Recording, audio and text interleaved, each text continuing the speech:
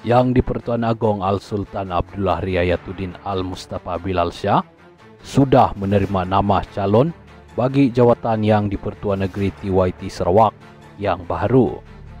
Perdana Menteri Datuk Seri Anwar Ibrahim berkata, beliau sudah mengemukakan nama calon berkenaan kepada Al-Sultan Abdullah pada minggu lalu.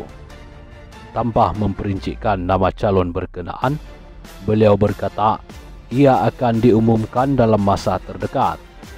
Proses pelantikan TYT seperti kita tahu dalam budi bicara yang di-Pertuan Agong. Nama dikemukakan oleh Premier Sarawak Tan Sri Abang Johari Tun Openg dan saya kemukakan calon itu pada minggu lalu dan diperkenankan. Akan diumumkan mungkin dalam 1-2 hari ini, katanya. Beliau berkata demikian ketika ditemui media pada majlis merasmikan wacana pemikir global 2024 bertemakan The Next 100 Year di Malaysia University Malaya UM di sini hari ini.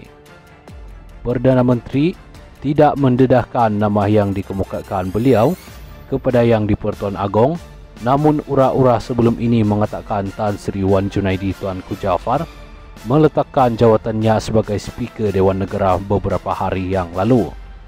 Sehubungan itu, Perdana Menteri berkata kerajaan perpaduan akan mengadakan mesyuarat malam ini untuk membincangkan nama Speaker Dewan Rakyat bagi membolehkan pelantikannya dilaksanakan segera. Mengenai yang di-Pertua Dewan Negara, kita ada juga mesyuarat kerajaan perpaduan malam ini. Kita bincang supaya dapat disegerakan pelantikannya, katanya. Jawatan Tun Abdul Taib Mahmud 88 tahun sebagai TYT Negeri Sarawak ke-7 akan tamat pada 28 Februari depan. Untuk rekod, Abdul Taib adalah TYT Negeri Sarawak yang ke-7 dan memegang jawatan selama 10 tahun. Sebelum itu, beliau adalah Ketua Menteri Sarawak selama 33 tahun. Kenyataan Dr. Mahathir Mohamad bahawa bangsa Melayu akan hilang dalam tempoh 10 tahun lagi adalah taktik bekas Perdana Menteri itu untuk mengalih perhatian terhadap siasatan dihadapkan kronik serta anaknya ketika ini. Setiausaha veteran UMNO Mustafa Yaakob berkata, ketika Mahathir berbicara soal perpecahan orang Melayu, hakikatnya dialah yang memecah belahkan bangsa Melayu di negara ini. Apatah lagi, kata Mustafa, Mahathir sendiri bukannya Melayu asli, kerana ahli politik veteran itu mempunyai kaitan susur galur dari India. Yang anehnya, dia mempersoalkan perpecahan Melayu setelah dia yang memecah belahkan Melayu. Dia sekarang bercakap tentang perpaduan Melayu setelah dia yang menjadi penyebab Melayu tidak bersatu. Dia yang mahu orang belajar dari sejarah, tetapi dia sendiri tidak pernah belajar dari sejarah. Dia hanya belajar sejarah si Kitol sebagai pengkhianat, sebab itu dia menjadi pengkhianat, katanya dalam kenyataan hari ini. Sabtu lalu, Mahathir dilaporkan membuat andaian bangsa Melayu di negara ini akan hilang dalam masa 10 tahun akan datang jika keadaan tidak diubah. Dia yang pernah menjadi Perdana Menteri sebanyak 2 kali itu berkata, dakwaan sedemikian dibuat kerana orang Melayu akan ditawan oleh bangsa lain tetapi tidak melibatkan peperangan. Kata Mahathir, orang Melayu terancam ekoran tiada pihak yang mengambil berat kepada nasib kaum terbabit ketika ini.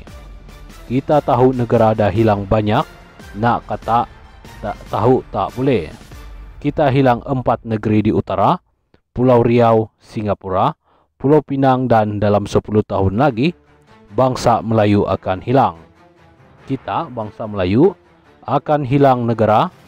Kita seolah-olah kita ditawan oleh bangsa lain tanpa perang, katanya, dalam program Mindah Negarawan iktibar 150 tahun perjanjian Pangkor di Yayasan Kepimpinan Perdana di Putrajaya. Kata Mustafa, sebenarnya Mahathir sedang merapu dan mengigau di siang hari apabila cuba mengaitkan Melayu seperti nasib rakyat Palestina yang sedang diperangi Zionis. Menurutnya, Melayu tidak akan hilang dari dunia ini kerana bangsa terbabit tetap wujud selagi ada orang Melayu yang mengaku mereka Melayu. Melayu ada di seluruh Nusantara. Melayu itu bangsa besar. Melayu itu orang Bugis, orang Jawa, Bajau, bahkan Arab dan Pakistan pun Melayu. Cuma Mahathir yang berbeza, dia berasal India dan bukan Melayu, katanya. Pada masa yang sama, veteran UMNO menganggap kenyataan Mahathir baru-baru ini merupakan dendam yang tersemat di hati ahli politik terbabit yang kini cuba menakutkan orang Melayu di negara ini. Kata Mustafa, kenyataan Mahathir itu mencadangkan bahawa orang Melayu akan kehilangan kuasa politik dalam tempoh sedekat akan datang. Sebenarnya kenyataan itu lebih merupakan hela melarikan diri daripada isu siasatan SPRM terhadap kroninya Daim Zainuddin dan juga anak-anaknya.